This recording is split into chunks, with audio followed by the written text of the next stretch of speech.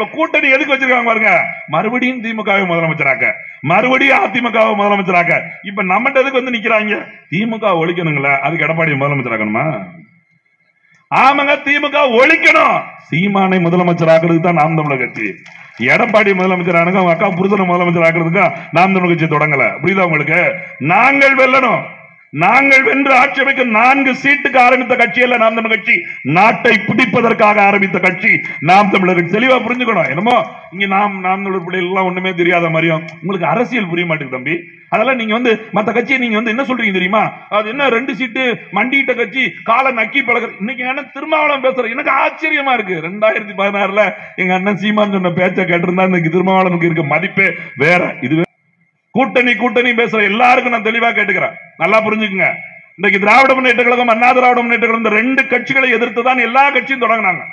எங்க மக்களுக்கு உரிமை கிடைக்கல, என் மக்களை ஒடுக்கிட்டாங்க, எங்களுக்கு வாழ்வு செழிக்கல, எங்களுக்கு விடியல் தேடி தர முடியல, எங்கள் மக்களுக்காக நாங்கள் தொடங்குறோம் என்று சாதி மதம் பேசிக்கொண்டு அத்துணை பேரும் தொடங்கினார்கள். அவங்க யாரோட கூட்டணி வச்சாங்க? அதே எந்த கட்சி எதிர்த்து கூட்டணி எது கட்சி தொடங்கினாங்களோ அவங்களோட கூட்டணி வச்சு அதிகபட்சம் 4 சீட்டு, 10 சீட்டு, 15 சீட்டு, 20 சீட்டு, இன்னும் சொல்ல போனால் எதிர்கட்சி தலைவராக விஜயகாந்த், எதிர்கட்சி தலைவராகவே விஜயகாந்த் என்ன செய்ய முடிந்தது? சட்டமன்றத்தில் ஒரு தீர்மானத்தை ஏற்ற முடிந்ததா விஜயகாந்தால? எங்க இதே திமுக கூட்டணியில காங்கிரஸ் கட்சின்னு ஒரு கட்சி இருக்கு. 4 நாளைக்கு முன்னாடி எங்க மாவட்டம் திருநெல்வேலியில கூட்டம் போட்டாங்க. அடேங்க அப்பா, கூட்டம்னா கூட்டம், அப்படி கூட்டம், அப்படி கூட்டம். ஆமா, சேர் கூட்டம், சேரா கூட்டமா இருக்குது. என்னடா கூட்டம் நடந்தா கூட்டமே முடிய போது, முன்னாடி இருக்க 3 வருஷம் தாண்டி ஆள்ல. நான் நினைச்சுக்கிட்டே இருக்கேன், இப்படி ஒரு வசனம் சொல்லுவோன்னு தொலைக்காட்சியை பார்த்துக்கிட்டே இருக்கேன். செய்தி வாசிக்கிறவரே சொல்றாரு, மேடையில் இருக்கவங்க எண்ணிக்கை கூட கீழே ஆள் கிடையாது அப்படின்னு. சென்னை மாநகராட்சியில போராட்டங்க, நல்லது. சென்னை மாநகராட்சி வேலை செய்யக்கூடிய பணியாற்றக்கூடிய தூய்மை பணியாளர்கள் போராட்டம் நடத்துறாங்க. மேயர் பிரியா வந்து பேசுறதுல ஒரு நியாயம் இருக்குது. சரி, முதலமைச்சரே வந்து பேசுறதுல நியாயம் இருக்கு. எங்க அண்ணன் இந்து சமய அறநிலையத்துறை அமைச்சராக சேகர் பாபுக்கு அங்க என்ன வேலை? அவர் இருக்க வேண்டியது இந்து சமய அறநிலையத்துறை. அவர் எப்ப பார்த்தாலும் எங்க இருக்காரு? சென்னை மாநகராட்சியிலேயே இருக்காரு. எங்க அண்ணன் கலைஞர் சொன்னார்ல, பிரிக்க முடியாதது எது? மேயர் பிரியாவும் குப்பை பாசு சேகர் பாபுவும் அப்படின்னாங்களா, அந்த மாதிரி இவங்க 2 பேருமே ஒண்ணு போல.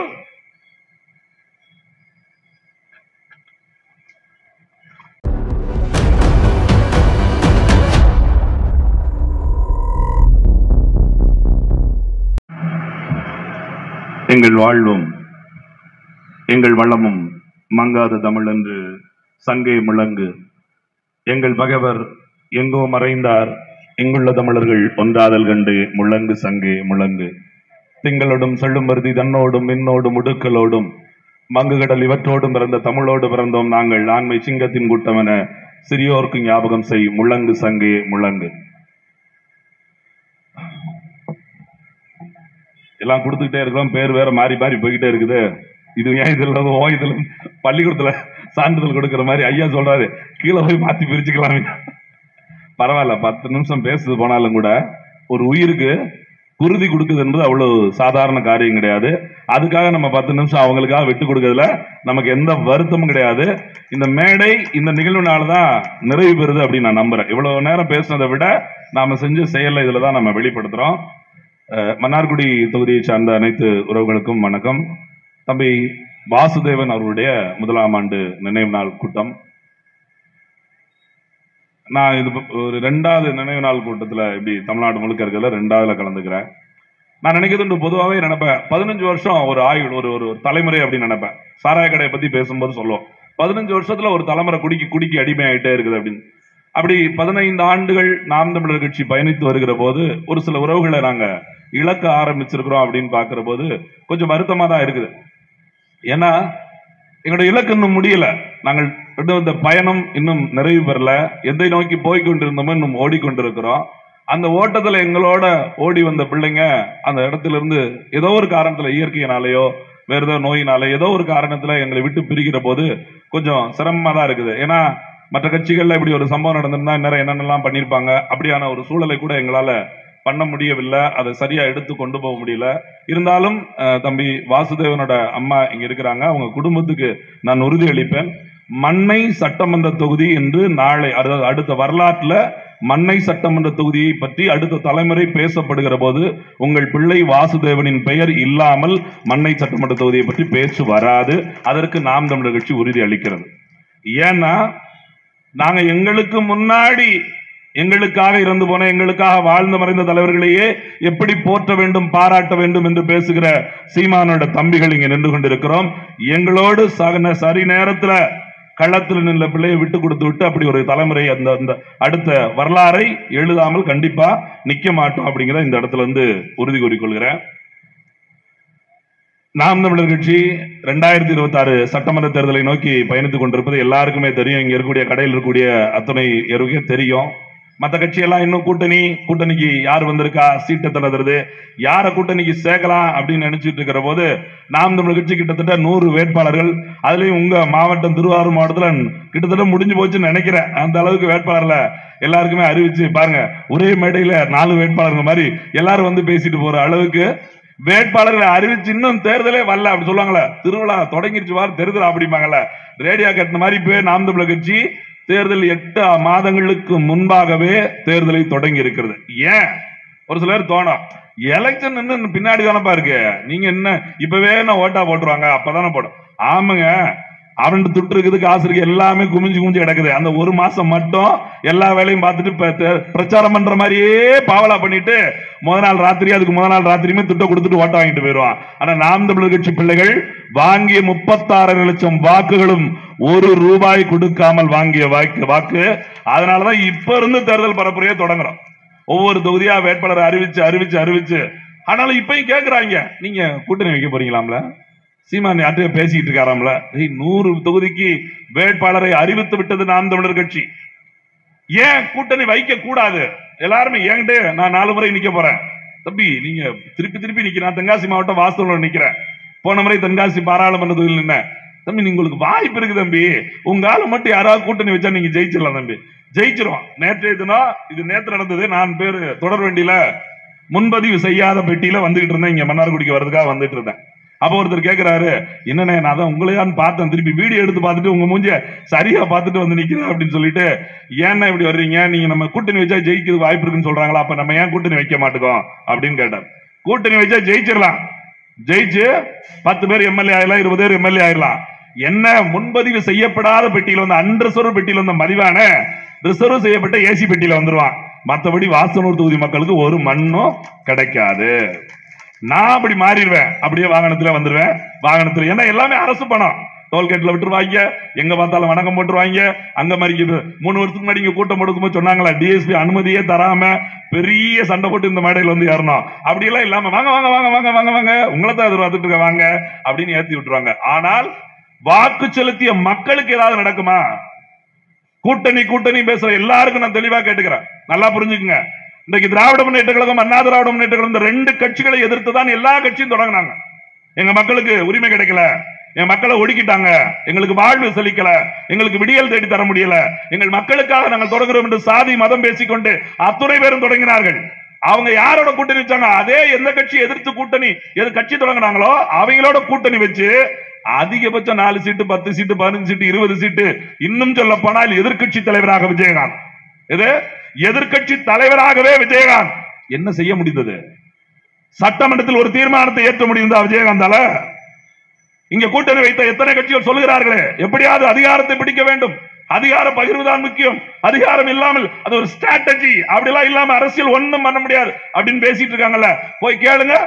4 எம்எல்ஏக்களை 10 எம்எல்ஏக்களை வைத்து விட்டு ஒரு கட்சியோட எந்த கட்சியை அழிக்க வேண்டும், எந்த கட்சியை தோற்கடிக்க வேண்டும் என்று சொல்லிவிட்டு அதே கட்சியோடு கூட்டணி வைத்து மறுபடியும் அவர்களையே முதலமைச்சராக்கி விட்டு அங்கிருந்து ஒண்ணுமே பண்ண முடியாது. அப்ப சொன்னல, சட்டமன்ற உறுப்பினர் மட்டும் வாழ்ந்துட்டு போயிடலாம், வேற ஒருத்தரும் மக்களுக்கு நல்லது செய்ய முடியாது.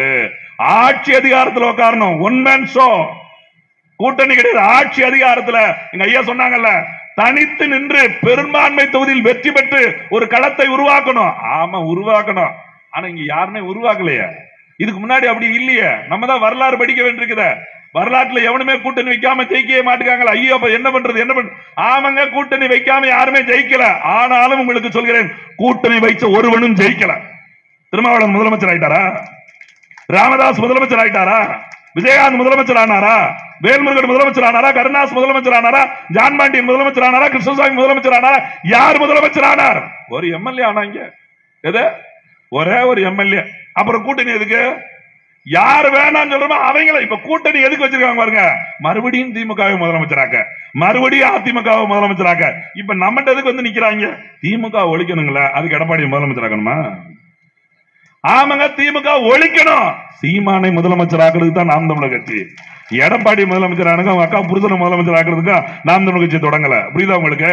நாங்கள் வெல்லணும். நாங்கள் வென்று ஆட்சி அமைக்க 4 சீட்டுக்கு ஆரம்பித்த கட்சி அல்ல நாம் தமிழர் கட்சி.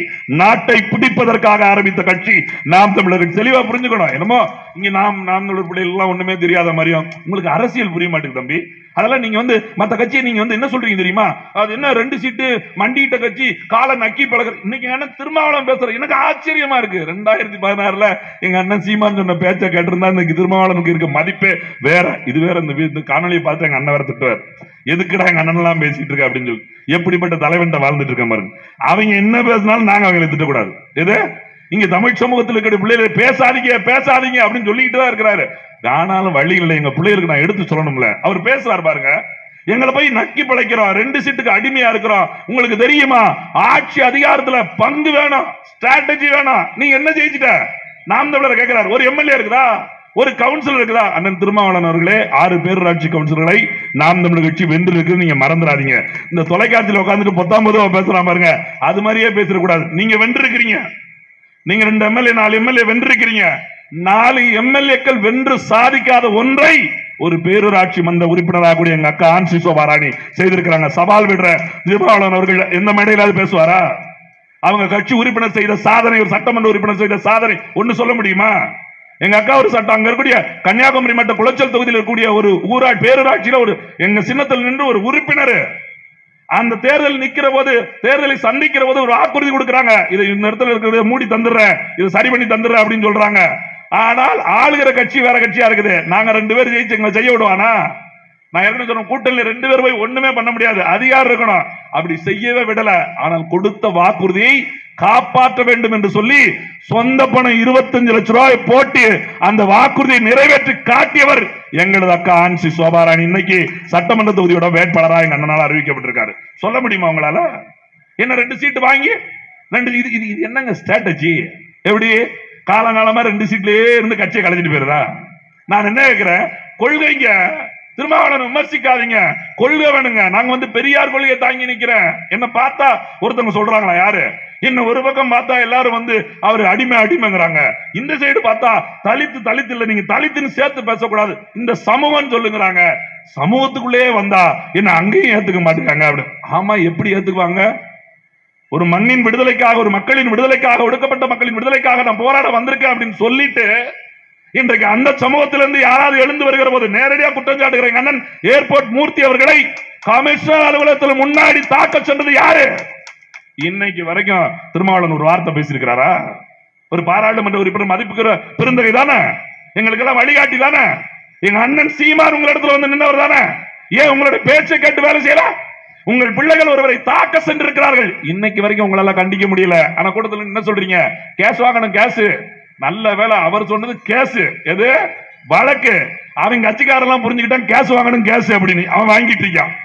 அவர் கேஸ் வாங்கடா கேஸ், 10 கேஸ் வாங்கணும், 10 கேஸ் வாங்கணும். அவன் பெட்டி பெட்டியா வாங்க ஆரம்பிச்சாங்க. அங்க கூட்டம் நடக்க வண்டியில பிரி, அங்க வண்டி வேணும் உண்டியில பிரி. இதுவா பொழப்பு? எங்க கேட்டு போய் பாருங்க.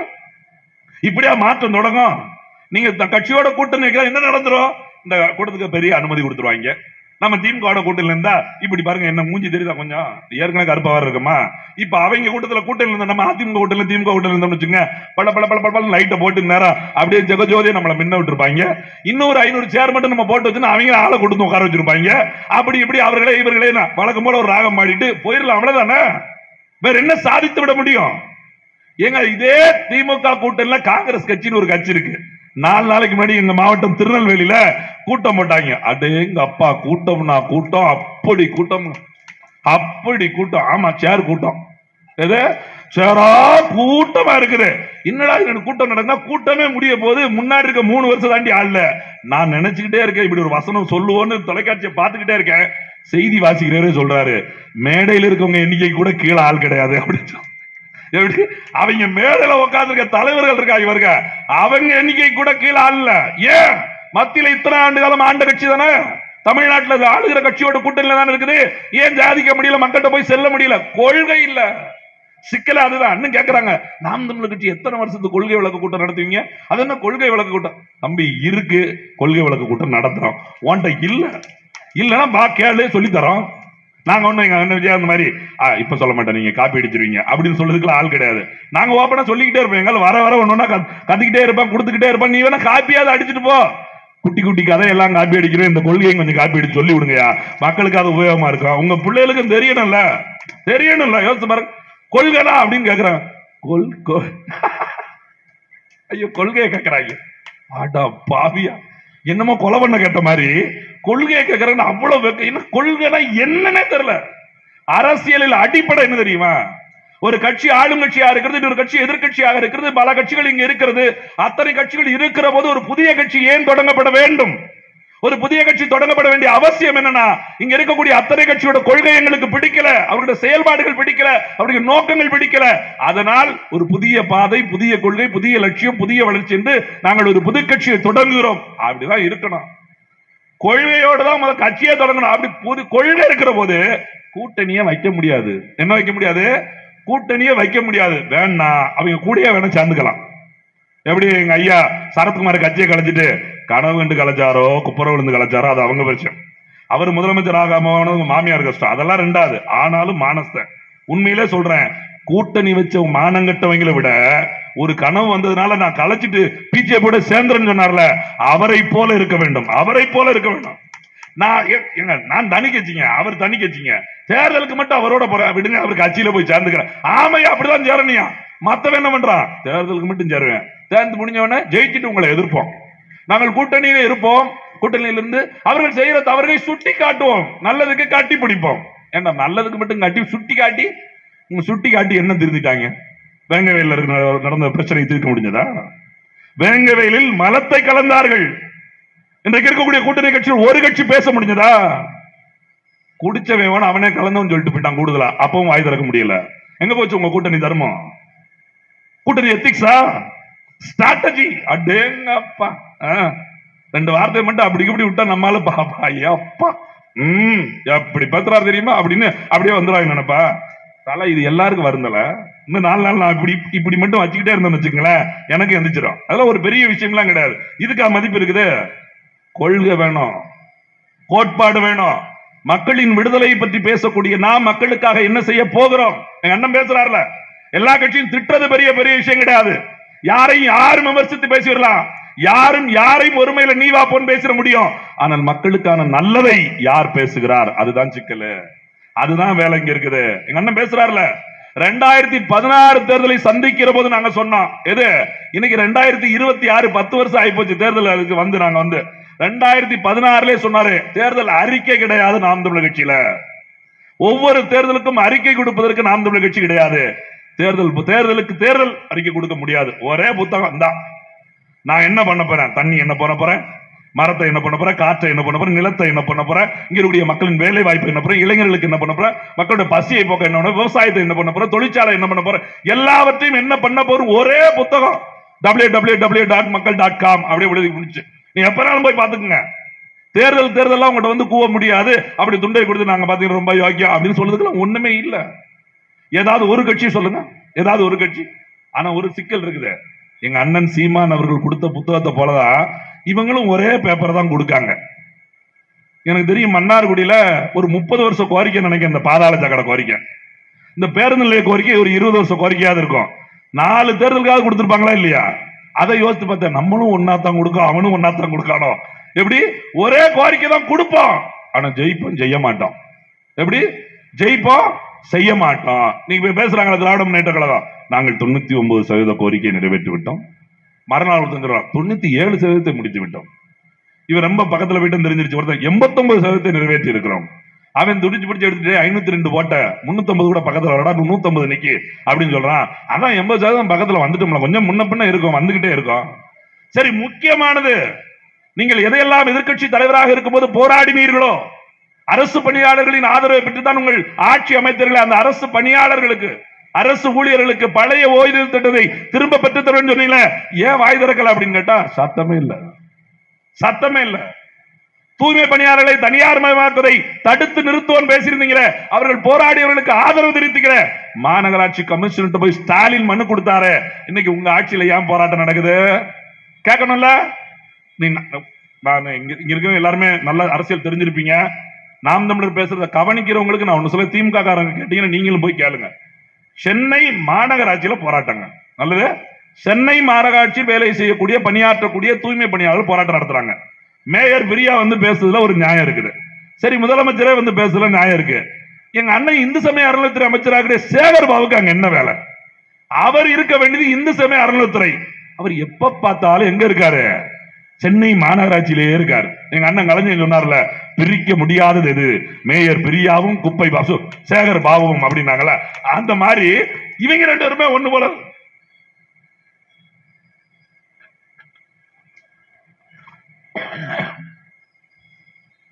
ஐயா சேரையும் பிரிச்சுட்டோம். அப்படி மேயர் பதில் சொல்லுன்னா சேகர் பாபுவே வந்து நிக்கிறாரு. தலை நீங்க அமைச்சர், தலை நீங்க மேயர் கிடையாது அப்படின்னா இந்த சேகர் பாபு எப்படிப்பட்ட ஆள் தெரியல. எங்க ஊர் தென்காசி மாவட்டத்தில் குற்றாலம் உங்களுக்கு தெரிஞ்சிருக்க எல்லாருக்குமே, குற்றாலம் குளிக்கிற இடம். அங்க பராசக்தி மகளிர் கல்லூரி இருக்கு, பெண்கள் மகளிர் கல்லூரி பராசக்தி இருக்குது.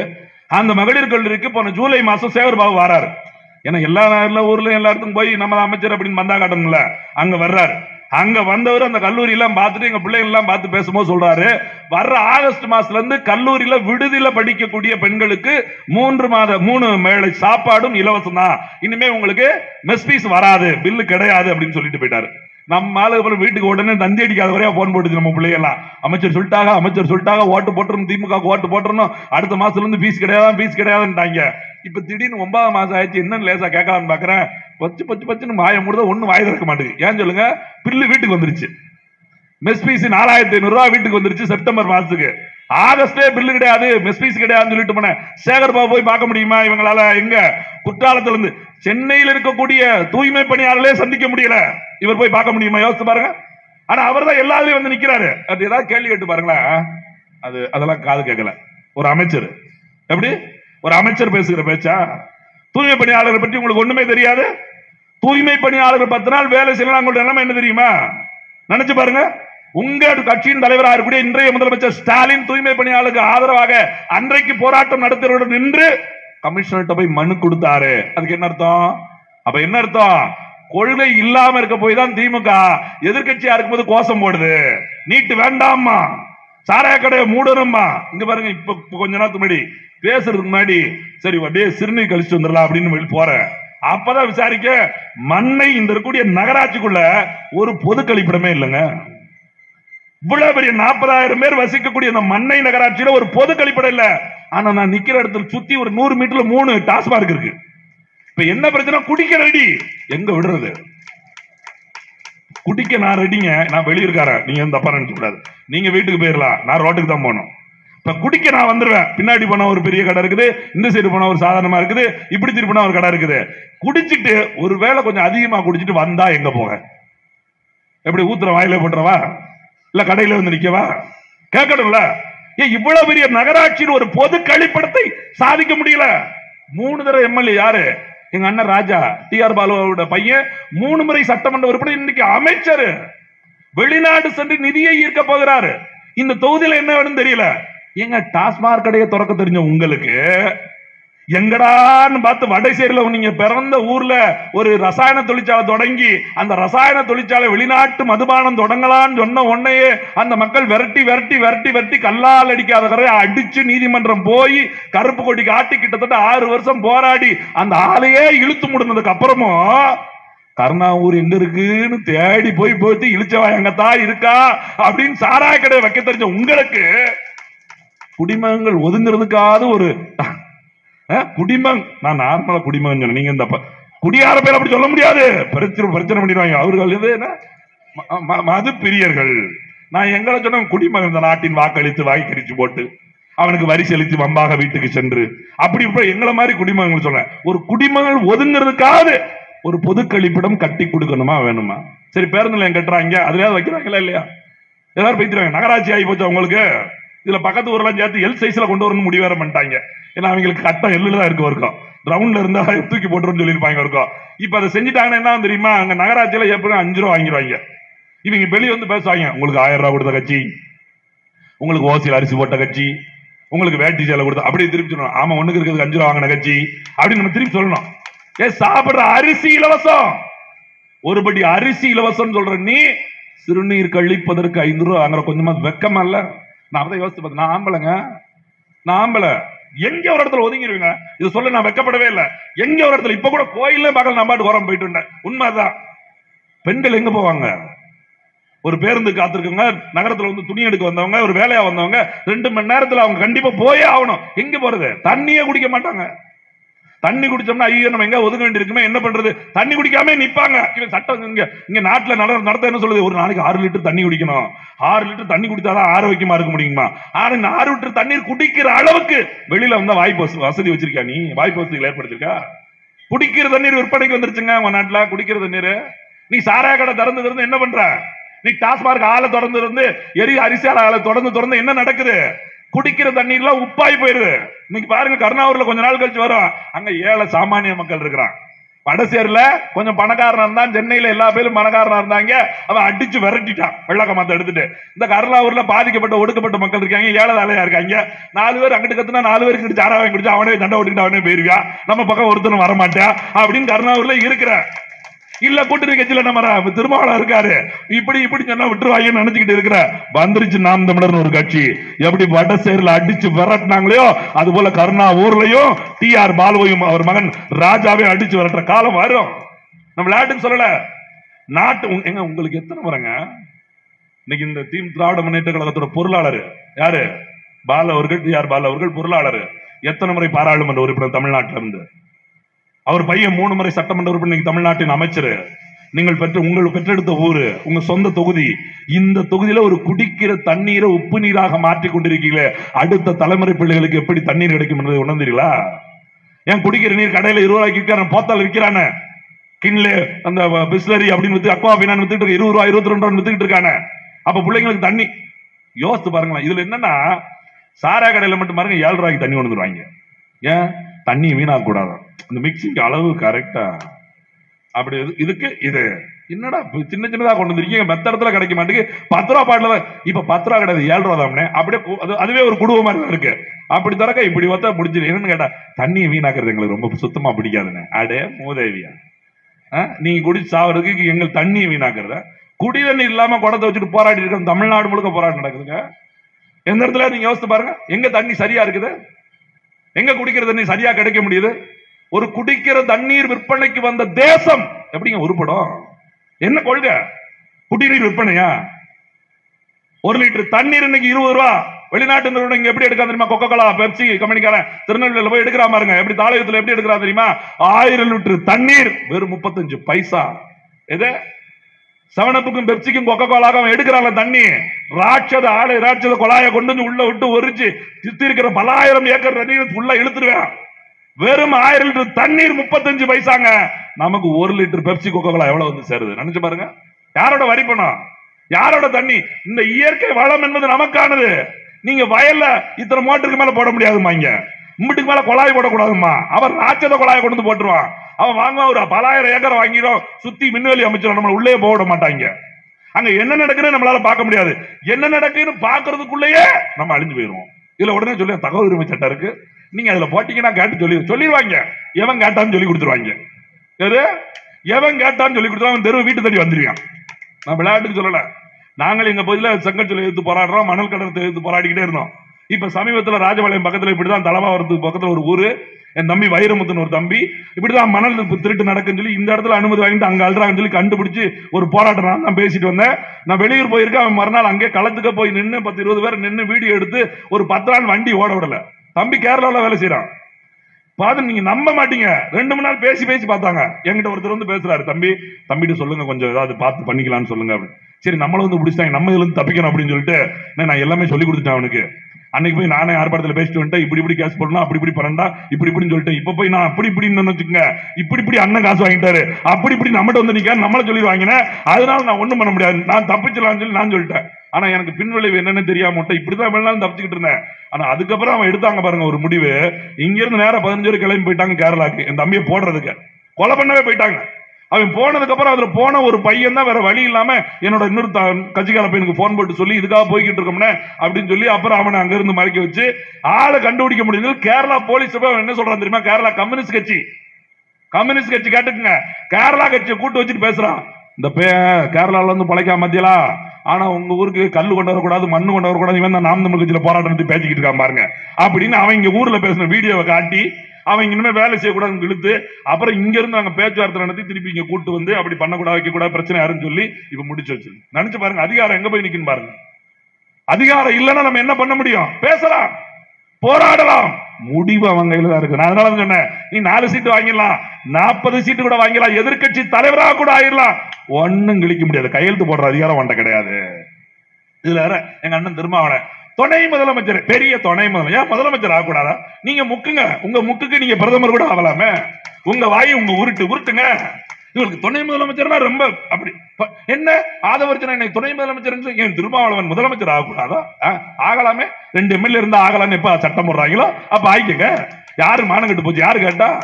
அடேங்க அப்பா, அந்த பெருமைக்கு விடுறதுல எல்லாரும், அவர் மட்டும் இல்ல, கூட்டத்தில் இருக்க அத்தனை பேர் தான். அங்கிட்ட எங்க அண்ணன் செல்வ இருந்தாங்க, அடே காங்கிரஸ் கட்சியோட மாநில தலைவர், சத்தமே வராது. நம்ம எல்லாரும் திருமாவளவனே கேள்வி கேட்டுட்டு இருப்போம், அவர் சைலண்ட் அந்த பக்கம் போயிட்டே இருப்பார். அவன் வீட்டுக்கு நீங்க போய் அங்க அப்படி ஒத்துக்க இப்படி ஒத்துக்க என்னத்தையா சொல்லிட்டு அவர் வாட்டு போயிட்டே இருக்கும். அப்ப என்ன அர்த்தம்? கொள்கையற்ற கட்சிகள் தொடர்ச்சியா தமிழ்நாட்டை ஆண்பதோட விளைவு, புதுசா ஒரு கட்சி கொள்கையோட வந்து நிக்கணும்னா அவனுக்கு அல்லு விடுது. நீங்க யோசித்து பாருங்க, தொலைக்காட்சியில பேசும்போது நம்மள சொல்ல மாட்டாங்க, நினைப்பாங்க எல்லாரும் நாம் தமிழர் கட்சி எதுக்கு எல்லாரையும் பேசுறாங்க, எல்லாரையும் ஏன் பேசுறோம்னா எல்லா பேரும் களவாடி பேரா இருக்கான், எல்லாம் கூட்டணியா இருக்கான், நம்மள கேட்கறானே. தம்பி உங்களுக்கு ஒன்னும் பிரச்சனை கிடையாது தம்பி, நீங்க யாரு கூடயாவது கூட்டணி வச்சிருங்க தம்பி. எது அப்ப ஏன் கூட கூட்டணி வேணும் கூட சொல்ல மாட்டான், எவன் கூடயாவது கூட்டணி வைங்க. ஏன்டானா எல்லா பேரும் மல்ல மாதிரி பேரா இருக்கும்போது நீங்க மட்டும் யோக்கியமா எப்படி இருக்குது, எவன் கூடயாவது கூட்டணி ஒருத்த கூட கூட்டணி வச்சிரு. அப்ப என்ன அர்த்தம்? இவன் மட்டும் எப்படா தனிச்சு நிக்கலாம், அவன் பாத்துக்கிட்டே இருக்கான். எல்லாரும் கூட்டணிக்குள்ள போயிட்டான், இவன் மட்டும் தனியா. இவன் கேட்பான்ல, இந்த இப்ப சொல்றாரு பாருங்க, தனிச்சு நின்று, எப்படி தனிச்சு நின்று ஒரு கட்சி தேர்தல் 36 லட்சம் வாக்குகளை வாங்கி 8.2% வாக்குகளை பெற்று மாநில அங்கீகாரம் பெற்ற கட்சியாக மாறி இருக்குன்னா அது நாம் தமிழர் கட்சி மட்டும்தான் அப்படின்னு பெருமையா சொல்ல முடியுதுல்ல.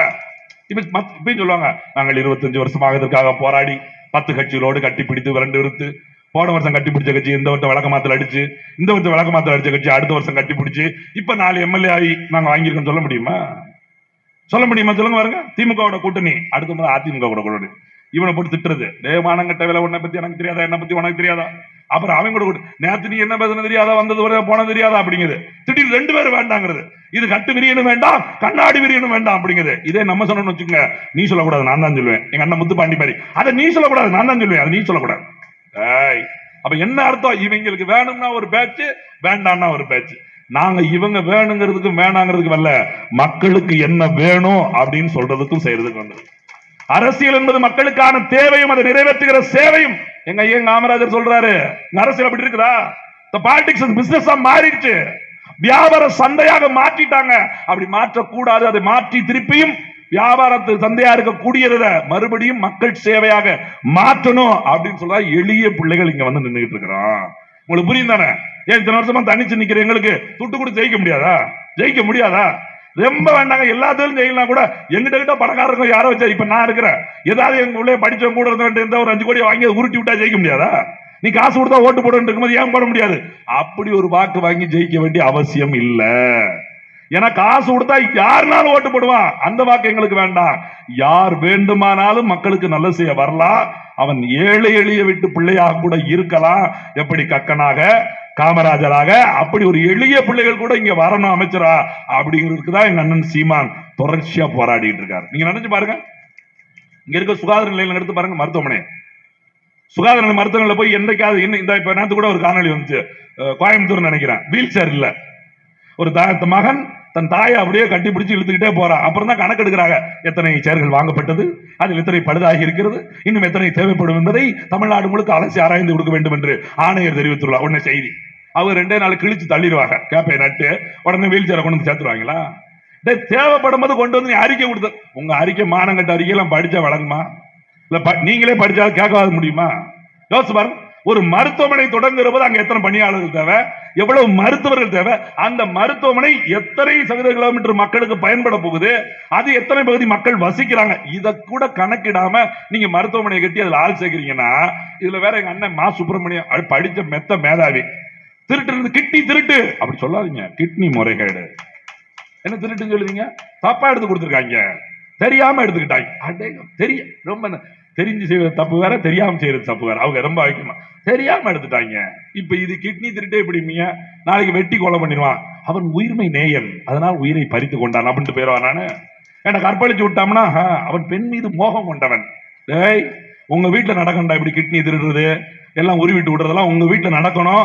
அப்ப நாங்க சொல்லணும், பார்த்தீர்களா மதிப்பீரர்கள் எப்படி கொள்ளையடித்து விட்டார்கள் என்று, பார்த்தீர்களா மதிப்பீரர்கள் எப்படி கொலை செய்துட்டார்கள் என்று அப்படின்னு நாங்களும் கருணாநிதி பராசக்தி வசனத்தை நாங்களும் பேசக்கூடிய காலம் வரும். வரும். 50 வருஷமா மஞ்ச குளிச்சுட்டு எங்க மக்கள் மேல இந்த அத்தனை கடனையும் தலையில சுமத்தி அவங்க எப்படி எல்லாம் ஏமாத்தலான்னு பேசிக்கிட்டே இருக்கீங்களா? ஒரு சட்டமன்ற உறுப்பினர் என்றைக்காவது என் பகுதியில் நான் மருத்துவத்தை சரியா வச்சிருக்கோம்யா சொல்ல முடியுமா? சொல்லுங்க பாப்போம். நான் சரியா வச்சிருக்கேன்னு சொல்றதில்ல, சொல்ல முடியாது. இல்ல மருத்துவமனையில் தேவைப்பட்ட பொருட்களை அவரால் கொண்டு வர முடியல. காரணம் பிசினஸ், மருத்துவம் வியாபாரமா மாறிடுச்சு. இப்ப அப்படிதான் இருக்குது. எந்த மருத்துவர், அரசு மருத்துவர் நீங்க சரியான மருத்துவம் அப்படி போய் உட்காந்து பார்த்துட்டே இருப்பாரு. சாயங்காலம் வாங்கலாம் கிளினிக்கு, எல்லாம் சரி பண்ணி விட்டுலாம் சார். இப்ப நீங்க ஆஸ்பத்திரி அது இங்க அந்த வசதி இல்ல, எக்ஸ்ரே எடுக்க வசதி இல்ல, அந்த ஸ்கேன் எடுக்க வசதி இல்ல, சாயங்காலம் நம்ம கிளினிக்கா? ஆமா, அந்த பெரியார் சில கிட்ட. ஆமா, திருட்டு போய் இல்லாம அங்க உரமா அது வரிச்சாட்டா இருப்பாங்கதான், அதுகிட்ட போய் நிப்பாட்டியாங்க. எப்படி அரசு மருத்துவமனையில வேலை பார்க்கிறோம், தனியார் மருத்துவமனை வைக்க கூடாது சட்டம். நாம் தமிழர் ஆட்சி வந்தா விருப்பம் உள்ள வேலைக்கோ இல்ல வீட்டுல மூடிட்டு பாடு. உனக்கு தனியார் மருத்துவமனை வச்சுக்கோ. நான் எங்க வேண்டான்னு சொல்லல. உன்னால் தனியார் மருத்துவமனை வைக்கக்கூடிய அளவுக்கு பொருளாதாரம் இருக்கிற போது அரசு வேலை உனக்கு எதற்கு? மக்களுக்கு சேவை செய்ய வேண்டும் என்கிற மனசு இருக்கோ மட்டும் அரசு வேலைக்கு வந்தா போதும். அதுதான் நாங்க சொல்றோம். போட்டி அதான் சொல்ற ஆங்கில வழி பள்ளி மூடுறதுக்கெல்லாம் கிடையாது, மூட வைக்கிறோம். எப்படி அரசு பள்ளிக்கூடத்தில் படிச்சவன் பேசுற ஆங்கிலமா, தனியார் பள்ளிக்கூடத்தில் படிச்சவன் பேசுற ஆங்கிலமா? போட்டி தான். அவனை ஓட வைக்கிறான். கடியல் மாதிரிதான். அவன் கடையை மூடிட்டு போயிட்டான்னா அவன் நமக்கு அடிமை, கடையை திறந்து வச்சுதான் நம்ம அவனுக்கு அடிமை மாதிரி ஓட வைக்கிறோம். போட்டி தான்டா. சும்மா திட்டமிட்டு மிரட்டுறது வைக்கிறது அதெல்லாம் ஒண்ணுங்க. பேர் இருக்கா? எதாவது தமிழ்ல பேர் இருக்கா? இல்ல இந்த இருக்கு மாநில மைய அலுவலகம் இப்படி நல்லா இருக்கியா, அதுக்கு இல்ல மொபைல் இருக்கு அப்படி இருக்கா? இதை ஒண்ணும் சொல்றதெல்லாம் கிடையாது, ரொம்ப மிரட்டுறதெல்லாம் கிடையாது. ஆமே ஒரு மாசத்துக்குள்ள நீங்க மாத்துறீங்க. அப்ப எல்லாரும் அது வழக்கம் போல சொல்லுவாங்க, ஒரு மாசத்தில் மாற்றாவிட்டால் உங்கள் உரிமம் ரத்து செய்யப்படும் அறிக்கை வரும். அது வரும் அப்படின்னு நினைச்சுக்கிட்டு இருப்பாங்க. 31ஆம் தேதி பூட்டு வரும். அப்பதான் தெரியும் இது வரைக்கும் நடந்த ஆட்சி திருட்டு திராவிட ஆட்சி வேற, நாம் தமிழர் ஆட்சி வேற. ஏன்னா சட்டத்தை இங்க முறையா வகைப்படுத்தல, நடைமுறைப்படுத்தல. அதுதான் சிக்கல். சட்டம் சரியாதான் இருக்குங்க, சட்டம்லாம் இருக்கு. சட்டத்தை வளைச்சிருவாங்க, ஓட்டை ஆக்கிடுவாங்க. சட்டம் பணக்காரனுக்கு ஒரு பக்கம் போது ஏழைக்கு ஒரு பக்கம் போறதான சிக்கல். அப்படி போகாம சட்டம் சரியா போச்சுன்னா சாதாரண மனித குடிமகனுக்கும் அதே சட்டம், பணக்கார வீட்டு பிள்ளைக்கு அதே சட்டம் சரியா செயல்படுத்திட்டா, இன்னைக்கு சொன்னாங்களா மேடையில் ஒரு அக்கா சொல்லிட்டு போச்சுல, ஒருத்தரை அடிச்சு கொலை செய்கிற அளவுக்கு காவல்துறைக்கு உரிமத்தை கொடுத்தது யாரு? அதே காவல்துறை நாயப்பையா தீபாவளியிலும் பொங்கலின் நடு ரோட்ல அமைச்சர் வர்றதுக்கு தண்ணி இல்லாம ரோட்ல நிக்கிறான, அவங்க அடுப்பை யார் மேல காட்டுவான்? நம்ம மேலதான் காட்டுவியா? அப்ப அந்த காவல்துறைக்கு சரியான ஓய்வு கொடுத்து பணியிடத்தை கொடுத்து சரியா அப்படி கொடுத்து அவனுக்கும் சங்கம் கொடுத்தா அவனை யாரும் மிரட்டவும் முடியாது, அவன் யாரையும் மிரட்ட முடியாதுல்ல. அப்ப வேணும்ல கொள்கை, நோக்கம், திட்டம் வேணும். அந்த திட்டம் இருந்தாதான் அப்ப எதை எப்படி செய்ய முடியும். இதுதான் சும்மா காட்டி மாநகனை வந்துட்டு இருந்த பாருங்க. அப்படியே நான் காலில் இது தொலைக்காட்சியை பார்த்துட்டு என்னடா ஆச்சு விஜய் வாராரு இந்த மாதிரி இப்படி போறாரு அப்படின்னு நானுமே நினைச்சது இல்லையா, விஜய் விஜய் பேசவே கூடாது அப்படின்னு. ஆனா பாருங்க ரொம்ப நம்மகிட்ட வந்து மாட்டிக்கிறாரு. நான் நீங்க ஒரு காணொலி பார்த்திருப்பீங்கன்னு நினைக்கிறேன். 2007 விஜயோட நான் பேசிய காணொலி நீங்க பார்த்திருப்பீங்க. அந்த காணொலியில கேட்ட கேள்விக்கு இன்னைக்கு நானும் விஜய் ஏதாவது பதில் சொல்ல மாட்டேன் அன்னைக்கு. ஆனா சிக்கல் இருக்குது, அன்னைக்கு எழுதி கொடுத்துருந்தாங்க பதில. எது விஜய்க்கு அந்த பதிலே எழுதி கொடுத்திருந்தாங்க விஜய் டிவில இருந்து. ஒருவேளை இன்னும் எழுதி கொடுக்கலையே நம்ம ஆதவர்ஜுனா நம்ம கேட்ட கேள்விக்கு பதில எழுதி தரலன்னு நினைக்கிறேன். சரி வந்துறாரு அப்படி பார்த்தா ஒரு 5 மணி நேரங்க. அடே அப்பா, இதுல ரூல்ஸ் போட்டாங்களாம். 32 அறிக்கை கொடுத்துட்டாங்க, எங்களுக்கு வந்து 32 கொடுத்துட்டாங்க, எங்களை ஒடுக்க பாக்குறாங்க. இப்படி நாம் தமிழர் மட்டும் போய் மனு கொடுத்துனா வாங்க நடத்திக்கிங்க, அப்படியே நடத்திக்கிங்க, அப்படி தூக்கி தூக்கி கொடுக்காங்களாக்கா? நாங்கெல்லாம் கட்சி தொடங்கி கூட்டம் போடும்போது எங்களால் என்ன சொல்ல தெரியுமா? நீங்க என்ன பேசுறீங்கன்னு எழுதி கொடுங்க சார். 1 மணி நேரம் பேச வந்ததை பேசிக்கிட்டு இருப்போம் வாயில, இதெல்லாம் எழுதியா கொடுக்க முடியும்? யோசித்து பாருங்களேன். இதுதான் பேசணும்னு படிச்சுட்டு வருகிறாங்க. ஸ்டாலின் கட்சியில இருக்கோம் இல்ல எடப்பாடி கட்சியில உட்காந்துருமா எழுதி வச்சு படிச்சுட்டு வருதுக்கு எங்க அண்ணன் காத்து கொடுத்துருக்கு. அது பாட்டுக்கு உள்ள இருக்கு. இங்க இருக்கிறது வருதோ, இங்க இருக்கிறதோ, இங்க இருக்கிறது எது வருதோ அது வந்துகிட்டு இருக்கோம். எனக்கு முன்னாடி போனவங்க அதை பேசி விட்டாங்கன்னா வேற ஏதோ பேசி ஆகணும். நான் படிச்சுட்டு வந்து அவங்க படிச்சுட்டு வந்து கக்கிட்டாங்கன்னு வச்சுங்க, எல்லாத்தையும் அவர்களே பேசிவிட்டார்கள். இப்படி நான் வந்து என்ன செய்வது, திருப்பி பேசுகிறேன் அப்படின்னு பேசிட்டு இருக்க முடியும்? இது ஒரு அப்படியெல்லாம் கொடுமையா செஞ்சு வந்து நாங்க நீங்க வந்து எழுதி கொடுப்பாங்க. மாற்று கட்சிகளை பற்றி பேசக்கூடாது, மற்ற கட்சி தலைவர்களை பற்றி பேசக்கூடாது. நான் கேட்பேன், கருணாநிதி சொல்லாம எப்படியா பேசுறது, திமுக சொல்லாம எப்படித்தான்? அப்புறம் சொல்லிட்டு சொல்லாரு, சார் கொடுத்துட்டு போங்க சார், பேசிக்கிங்க சார். இது என்னடா ஃபார்மாலிட்டி? இப்படியும் ஒரு உருட்டு, இப்படியும் ஒரு உருட்டுனா அப்புறம் என்ன? எல்லாம் சந்திச்சு நாங்க கட்சி நடத்தணும். ஆனா விஜய் அவர்களுக்கு ஒண்ணு சொல்றேன், நாம் தமிழர் கட்சி நல்லா புரிஞ்சுக்குங்க. இன்னைக்கு 8% வாக்குகள் பெற்று நிக்கிறோம். இந்த 8% வாக்குகள் பெறுவதற்கும் பெற்ற பிறகும் கூட நாம் தமிழர் நடத்துகிற ஏதாவது ஒன்று நேரலையில் எல்லா தொலைக்காட்சியில வந்து நிக்குதா? வராது. எங்கேயுமே காட்ட மாட்டான். மரத்துக்கு மாநாடு நடத்துறாரு, தண்ணிக்கு மாநாடு நடத்த போறாரு, மலைக்கு மாநாடு நடத்திட்டாரு, மாடுகளுக்கு மாநாடு நடத்திட்டாரு. எது ஒன்னையும் தொடர்ச்சியா எல்லா தொலைக்காட்சியும் தொடர்ச்சியா 4 மணி நேரம் நேரத்தில் செய்ய மாட்டான். ஆனா உங்களுக்கு அனுமதி மறுப்பு ரொம்ப பீத்திக்கிறீங்களே. காலையில இருந்து சாயங்காலம் வரைக்கும் உங்களை தான் காட்டிக்கிட்டே இருக்கேன். ஊடால முதலமைச்சர் பேசுறது 1 செகண்ட்ல போட்டு மாத்திட்டாங்க. அப்ப என்ன அர்த்தம்? இப்ப எனக்கு சந்தேகம் வருது, ஒருவேளை ஸ்டாலினே போட சொல்லியிருப்பாரோ? பாடுங்க. ஏன் அவன் வந்து நாம் தமிழர் ஓட்ட கலைக்கட்டும். நாம் தமிழர் ஓட்ட தான் கலப்ப. நாம் தமிழர் ஓட்டெல்லாம் கலைக்க முடியாது. கூட்டத்துக்கு இன்னும் சம்பளம் கொடுத்தா கூட்டு வந்துகிட்டு இருக்காங்க அவங்க. இவங்க நினைச்சுக்கிட்டு இருக்காங்க அப்படியே எல்லாரும் போறாங்க, கூட்டமா போறோம்.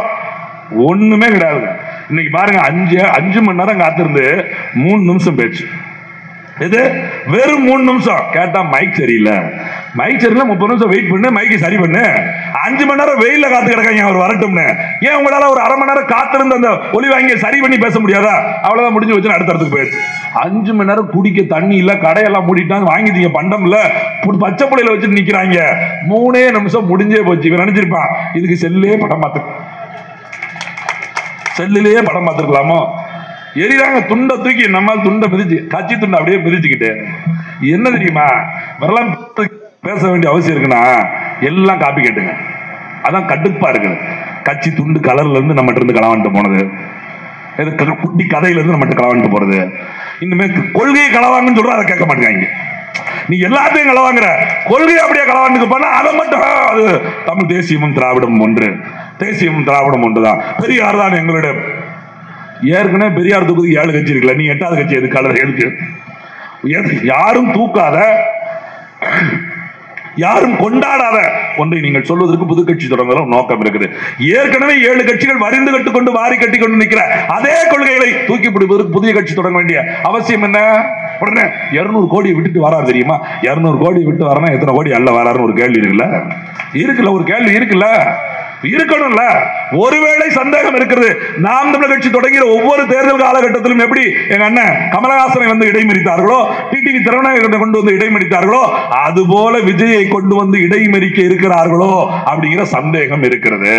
ஏன்னா நம்மகிட்ட கேட்டாங்க 234 தொகுதி எப்படி வேட்பாளர் போடுவீங்க, உங்களுக்கு எப்படி காசு இருக்கும்? இதே கேள்வி விஜய்கிட்ட கேட்கணும்ல. 234 தொகுதி எப்படி வேட்பாளர் போடுவேன், உனக்கு எப்படி காசு இருக்கும் அப்படின்னு கேட்கணும்ல. நாளைக்கு 234 தொகுதியிலும் போட்டியிடுவதற்கு ஆள் போட்டால் கூட நாம் தமிழரின் ஓட்டத்தை மட்டுப்படுத்துவதற்காக இந்த கட்சி தொடங்கி இருக்காங்க. அதான் உண்மை. ஆனால் நான் அடிச்சு சொல்றேன் பாருங்க, வராமலே ஒருத்தரை விரட்டி விட்டோம். இந்த வாரம் 25 வருஷமா சொல்லிட்டு இருந்தார்ல, 2 அழுப்பு அழுத்தாரு எங்க அண்ணன் டிவியில் உட்காந்துட்டு. ஒருவேளை தோற்று விட்டால் உங்களை நான் ஏமாத்தியது போல ஆகுமோ, அதனால் இதை முடித்துக் கொள்ளலாம் அப்படின்னு போயிட்டாரு. மானஸ்த எப்படி மானஸ்த நம்ம மஞ்சள் குளிச்சிட வேண்டாம்னு போயிட்டாரு. இப்போ ஒருத்தர் வந்து இறங்குறாரு.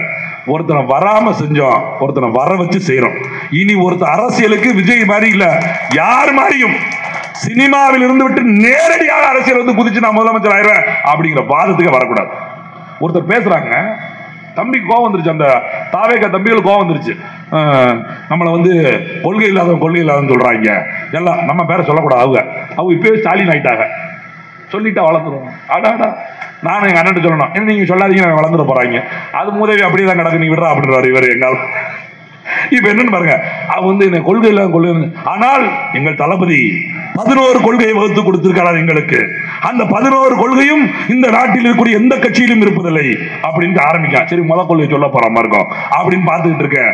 எப்படி மத்தியிலே பாரதிய ஜனதா கட்சி மக்களுக்கு எதிரான ஆட்சி செய்கிறதோ அது போலவே அதை பின்பற்றி தமிழ்நாட்டிலே பிஜேபி அதோட கிளையாக இருக்கிறது.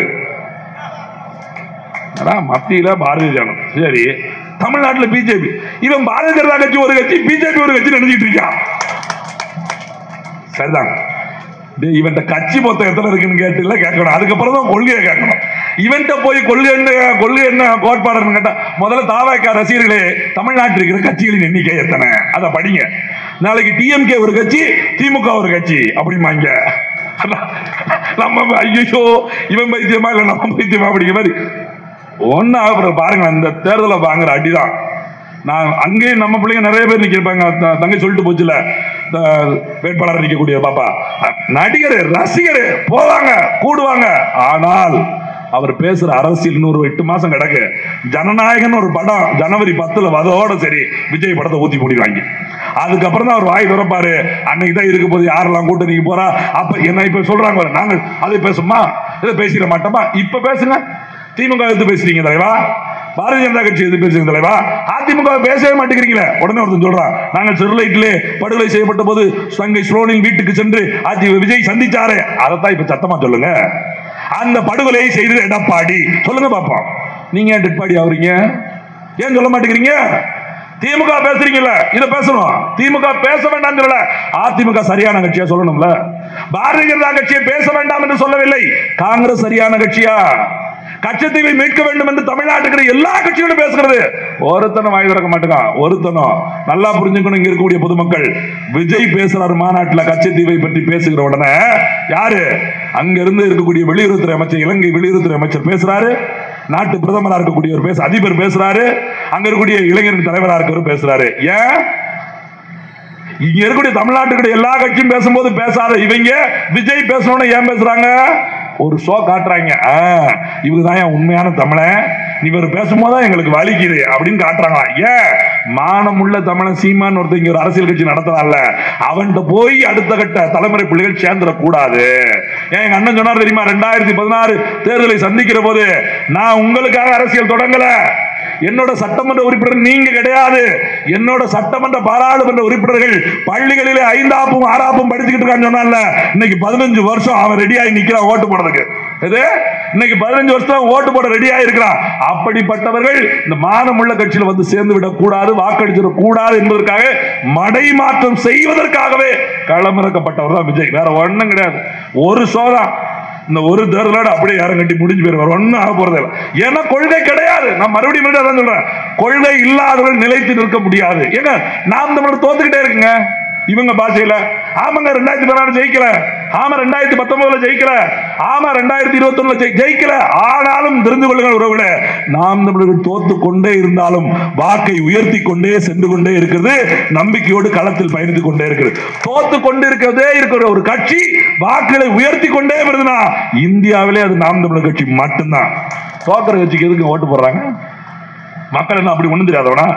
அவன் தோக்கான்னு தெரியுது, அவனுக்கே திருப்பி திருப்பி இவன் தாண்டா ஜெயிக்கணும், என்னைக்குனாலும் இவன் தாண்டா ஜெயிக்கணும் அப்படின்னு ஓட்டு போறான். எதே அண்ணன் சொல்லுவார்ல, நீ ஜெயிக்கிற கட்சிக்கு ஓட்டு போறாரா, ஜெயிக்கணும் நினைக்கிற கட்சிக்கு ஓட்டு போடுனார்ல, நாம் தமிழர் தாண்டா ஜெயிக்கணும் அப்படின்னு ஓட்டு. எங்க ஊர்ல சொல்லுவாங்க, போட்டோம் 3 தானே உங்களுக்கு தான் போட்டோம்னே, ஆனா இந்த வரையும் போட்டுருவோம், நீங்க வந்துடும் இந்த வரை ஜெயிச்சு விட்டுறக்கூடாது, இந்த வரை ஜெயிச்சிடும். இப்ப நான் எம்எல்ஏக்கு நிக்கிறேன்னா அவன் எம்எல்ஏக்கு நிக்கிறான்னு எனக்கு சந்தேகமாய் போச்சு.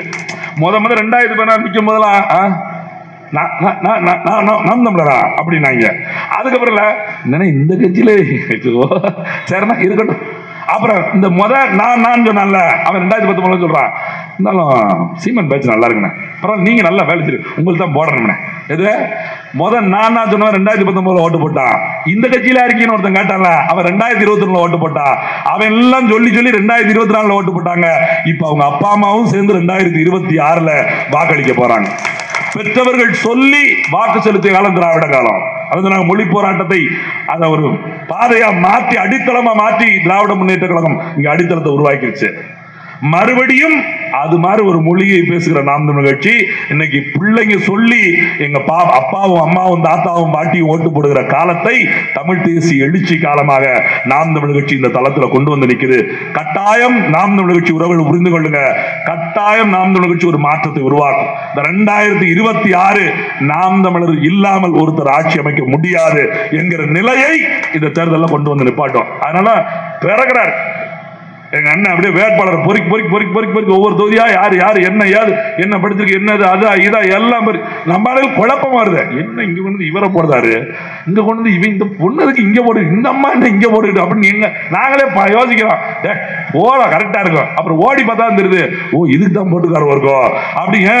234 தொகுதிக்கு மட்டுமல்ல, இந்த தமிழர்களை உலக அரசியலிருந்தே மீட்பதற்கு அரசியல் செய்கிற ஒரே தலைவர் எங்க அண்ணன் சீமான் மட்டும்தான். இந்த நம்ம தொகுதிக்கு எங்க ஐயா பாரதி செல்வம், மருத்துவர் பாரதி செல்வம் எனக்கு முன்னாடி பேசிட்டு போனாங்க. அவங்களே சொல்லிட்டாங்க எல்லாத்தையும். நான் வெளியூர்காரன் சொல்லக்கூடாதுன்னு நினைச்சாங்களோ என்னமோ, அவங்கள பத்தி அவங்களே சொல்லிட்டாங்க.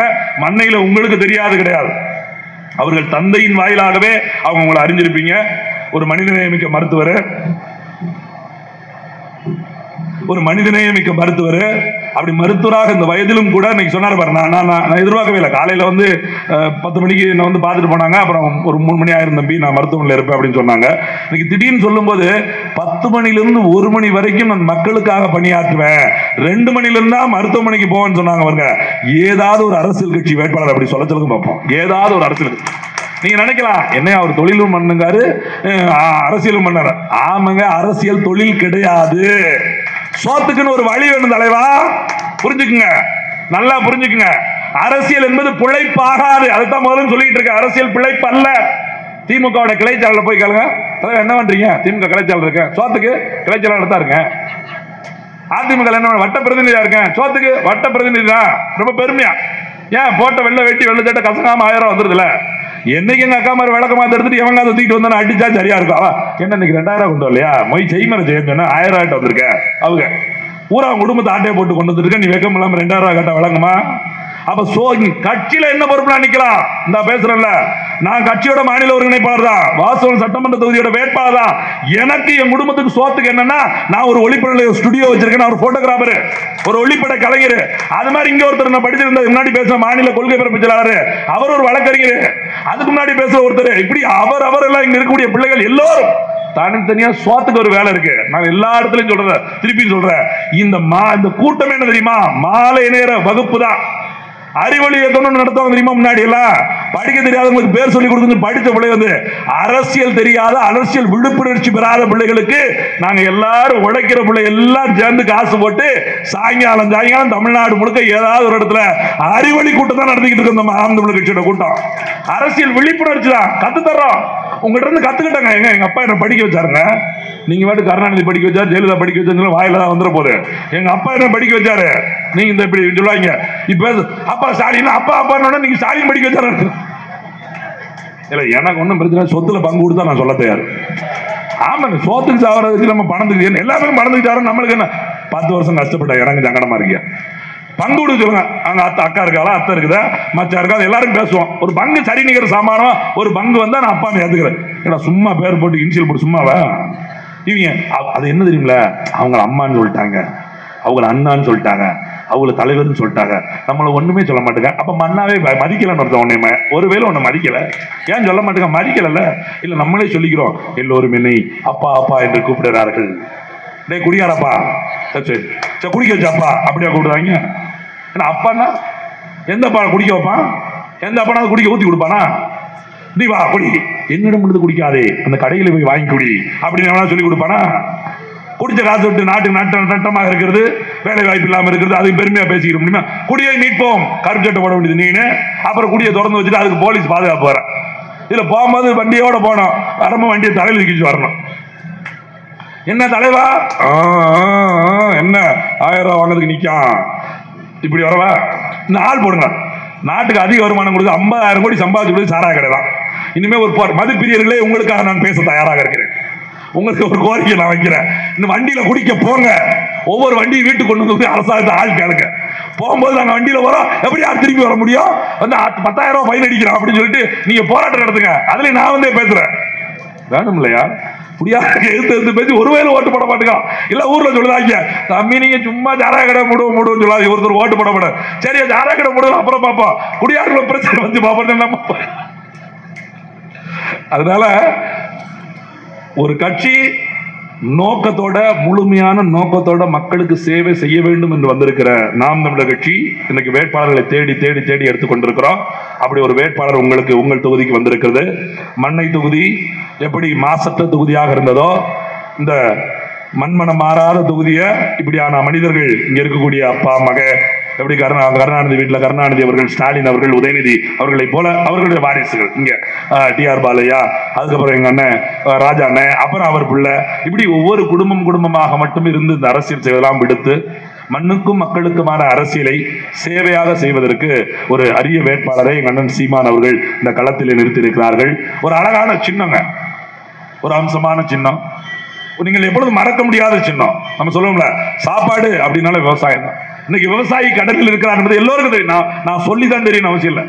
குடிநீருக்கே தண்ணி இல்லாத போது விவசாயத்துக்கு தண்ணி இருக்குது. இந்த நாட்டில் வளர்ச்சின்னு பேசுறோம்னா ஃபேக்டரி பத்தி, தொழிற்சாலை பத்தி பேசுவான். தொழிற்சாலையில் வளர்ச்சி, விவசாயத்தில் தான் இருக்குது வளர்ச்சி. நாட்டின் முதுகெலும்பே விவசாயிகள், விவசாயத்தில் இருக்கு வளர்ச்சி. விவசாயத்தை பத்தி பேசினா 1 மணி நேரம் வேணும், எங்களுக்கு கொடுத்ததே 3/4 மணி நேரம் தான். அதனால உண்மையில் அதை பத்தி பேசாம விட்டேன்.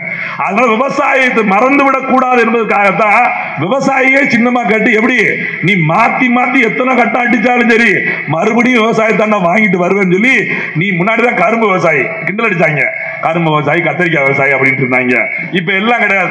விவசாயி என்ன விவசாயி, எது விவசாயம் வேணும், உழவுதான் வேணும். உடராத்துக்கு ஏற்கலப்பை போயிடா, ஏற்கலப்பையை தாங்கிய விவசாயி, அவ்வளவுதான், முடிஞ்சு போச்சு. எதுக்குனாலும் உழவு தொழிலை கொண்டவன், நீங்க உழவனை நேசிக்கிறவங்க, சாப்பாடு நேசிக்கிறோம், நம்ம சாப்பிடணும் அப்படின்னு நினைக்கிறவங்க, நீங்க 1000 கோடி சொத்து வச்சிருக்கலாம், 5-6 வீடு கட்டி வச்சிடலாம், பிள்ளைகளுக்கு படி கொடுத்துடலாம். ஆனா காசு இருந்தாலும் சாப்பாடு இல்லாம, சோறு இல்லாம சாப்பிட முடியாது. அப்ப விவசாய நிலங்களை உண்டு பண்ணாமல் விவசாயியை வாழ வைக்காம அப்படி ஒரு வாழ்க்கை வாழ முடியாது. விவசாயியை வாழ வைக்கணும்னா விவசாயத்தை அரசு பணி ஆக்குவேன் என்று சொன்ன அண்ணன் சீமானோட நாம் தமிழர் கட்சிக்கு தான் நீங்கள் வாக்கு செலுத்தணும். உழவன் சின்னம், எங்க ஐயா புலவர் கிருஷ்ணகுமார் சொன்ன மாதிரி சின்னத்தெல்லாம் நீங்க ரொம்ப தேட வேண்டிய அவசியம் எல்லாம் கிடையாது. அந்த காலத்துல கடந்து வந்துட்டோம். இந்த ஜெராக்ஸ் அடிச்சு வச்ச மாதிரி கண்ணுக்கு தெரியாம பிலிம் வைக்கிறது, அப்புறம் பின்னாடி இப்ப பாருங்களேன், முன்னாடியே வந்தாலும் வந்துருவாரு. பாரதி செல்வன் ஒருவேளை இங்க போட்டிடுறவரு ராலவர் இருக்காரு, ராஜான்னு, எங்க ஐயா பால் இருக்காரு. முதல் இடத்துக்கு வந்தாலும் நின்று விவசாயி நின்னாலும் நிற்கும். ஏன்னா அங்கீகரிக்கப்பட்ட தமிழ்நாட்டு கட்சி தானே. தேசிய கட்சியில பிஜேபி காங்கிரஸ் நிக்கலன்னு வச்சுக்கலாம். மாநில கட்சியில பார்க்கும்போது அகரவரிசையில பார்த்தா பாரதிய ஜனதா முன்னாடி வந்துட்டாருன்னா முடிஞ்சு போச்சு. ஒரு வாய்ப்பா அப்பா வேற வச்சு பார்த்தாங்கன்னா இன்னும் சீக்கிரம் முன்னாடி வந்துடலாம் ஈனா அப்படின்னு சொல்லிட்டு. அந்த மாதிரி எல்லாம் வந்துருச்சுன்னா ஒண்ணுமே பண்ண முடியாது. முதல் சின்னமா வரக்கூடிய இடத்துக்கு சின்னம் பெட்டியில மட்டும் முன்னாடி வரல, மக்கள் மத்தியிலே முன்னாடி வந்து நிற்குது. அந்த விவசாயத்திற்கு உங்கள் வாக்களை செலுத்தி அடுத்த தலைமுறை பிள்ளைகளுக்கு வாழ்வளிப்போம் என்று கேட்டுக்கொண்ட வாய்ப்புக்கும் வாய்மொழி கேட்டமைக்கு நன்றி கூறிவிட. நன்றி, வணக்கம். நாம் தமிழர்.